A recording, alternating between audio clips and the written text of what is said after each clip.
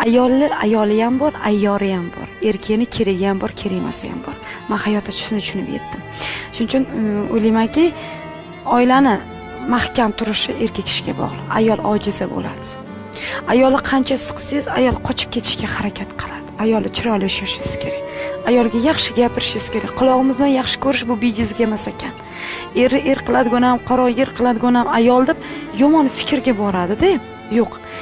Ayolni ham chiroyli gapirib boshqasi ayol siz ertaga duoda bo'lasiz, ko'karasiz. Bu narsa bor narsa. Ayolga baribir dilini ozor qilib chiqib ketsangiz, ayol bir dil oridimi agar haq bo'lsa, ayol halol bo'lsa, oilam, bolam, chaqam deb yashab kelayotgan ayolni dilini ordingizmi, erkak kishi hech qachon ko'karmaysiz. Ko'karish mumkin vaqtinchalik. Shuning uchun bizga ikki og'iz shirin gap. Onajonisi, siz yaxshisiz. Sizdan boshqa hech kim kerak emas, siz olam guliston to'rsin.